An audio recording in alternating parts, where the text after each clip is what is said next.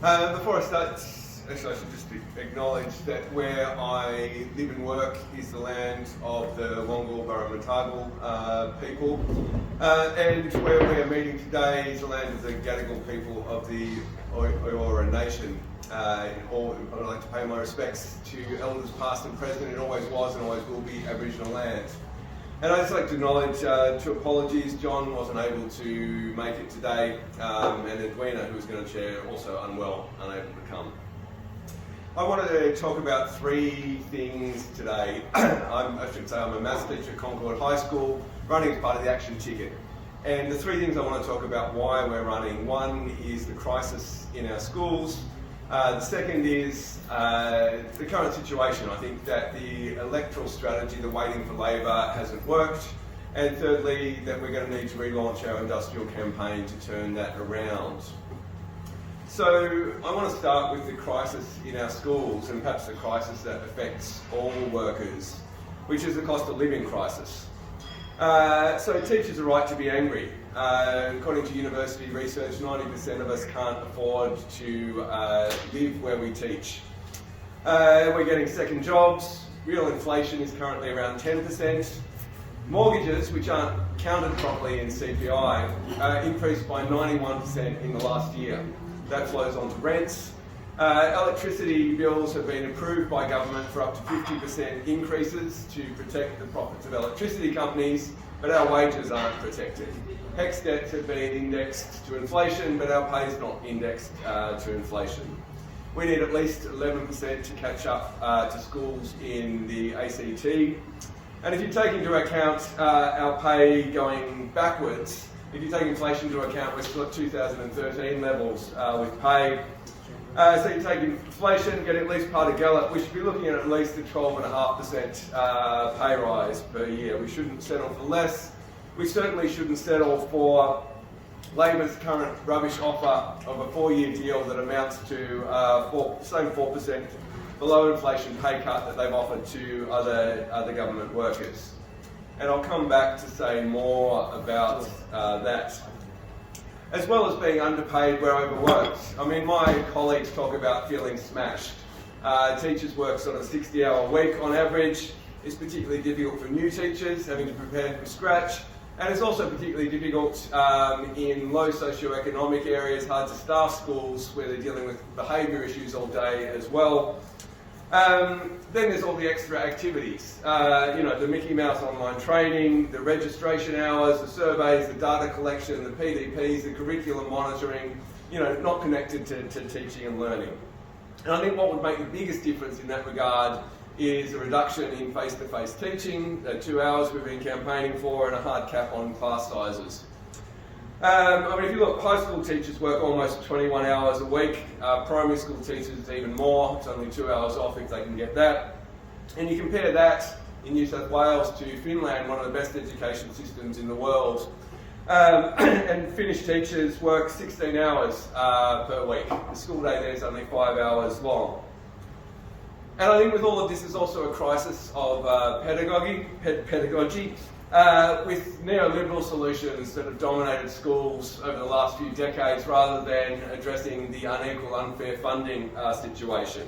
So you get the lack of trust in teacher judgment in the classroom. You get the taylorisation, I think, of education, and that plan is the worst of that. Encouraging competition between schools and teachers, increasing inequality in that competition. Parents who can afford to go to private schools or move areas do so to the detriment of the system as a whole. And that workload and pay crisis have combined to create the teacher shortage.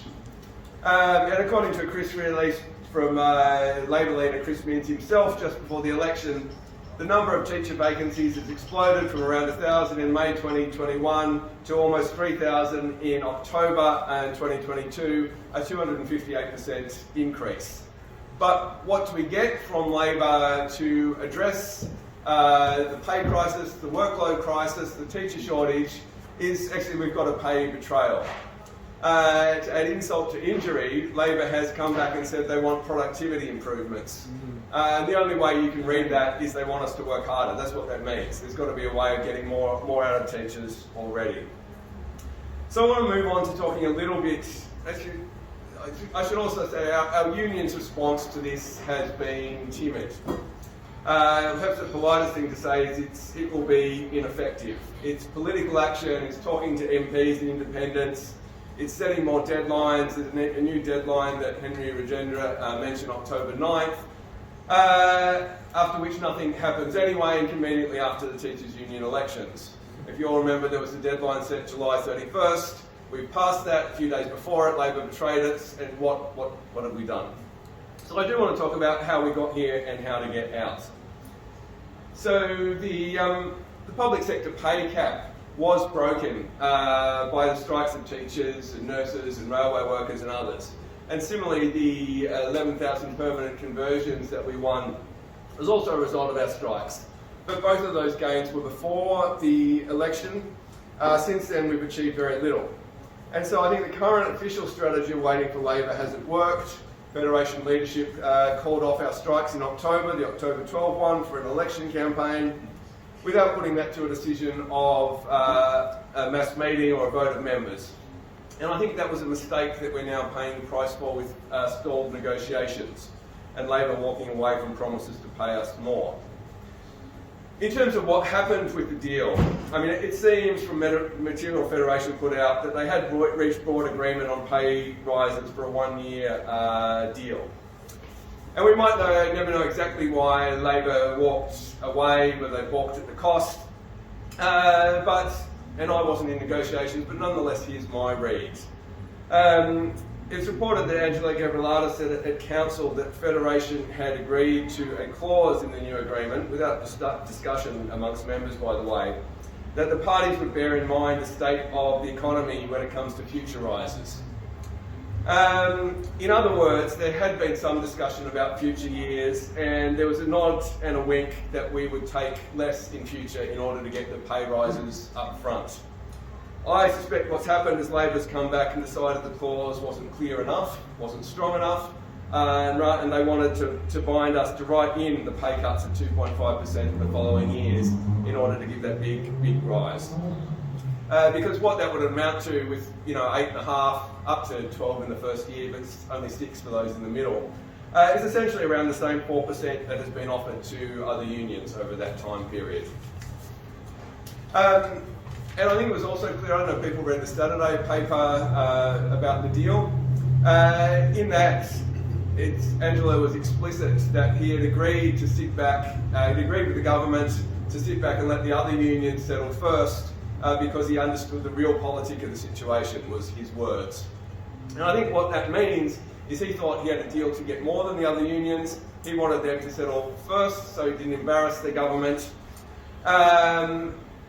And I think it's a too clever strategy which hasn't worked. By allowing other unions to get picked off one at a time, it made it easier for Labor to play us out. If nurses and public servants and others had united, we could have brushed Minns aside more easily. So I guess the question is now, how can we turn the situation around? And I do want to put the case for relaunching our industrial campaign. So the 3 strikes that we had were powerful, but the one-day strikes were spaced so far apart that the limited disruption didn't produce enough pressure on Paraday to give in. And the officials had no strategy to build the strikes or escalate when our demands weren't met. And I think as a result of that, you do get union members raising questions about the strikes and strategy, but it's because I think they could see that it wasn't going to be enough, the occasional one-day strikes, to force the government to back down. And I think a lot of members wanted more determined action, not less. Despite the official lack of enthusiasm for building the industrial campaign, the last strike was still substantial, 550 schools completely shut, 100 more seriously disrupted. But our officials talked that down and said it was smaller, and then used that to call it all off for the election, which I think was always their plan anyway. If you look at what Angela Gabrielata said at the June strike, he said, if there's no agreement, we will keep campaigning until March, election day 2023. And that was all the way back in June. I think a leadership that was serious about winning and building union power would talk about how to build numbers, how to make sure we shut down all the schools, whether that's through marches through schools, hard or soft pickets, rather than talking about how members won't come. And so when Perrottet arbitrated against us, he escalated, we missed the chance to escalate in response. The first time Perrottet threatened that, the strikes actually forced him to back down. The second time, the union called off the planned strike on October 12 because they wanted to focus on the election. And we need a union that's prepared to escalate when our demands aren't met. I think it's fair to say that it's led to, the waiting for Labor has led to a little bit of demoralisation. Members are asking questions about strikes, but just in my school, almost every member wants to do more than is being done. So those hesitant about strikes still argue for work to rule, or banning meetings, or banning NAPLAN, or stop work rallies, or stop work meetings. You know, they can see that we're going to need more than talking to MPs to turn the situation around. I think what we need is a mass meeting to fully discuss the options and decide on future action. Members had little input into the union for quite a while. We didn't have a say in calling the industrial action off. Angelo said at conference that we won't get a vote on this variation because it's a variation, it's not the original agreement, despite the fact that the original was arbitrated against us. So I think we should put a decision about action to a stop work meeting. And what the action ticket would argue at such a meeting is that Labor is politically vulnerable. They promised to pay us more and to address the teacher shortage.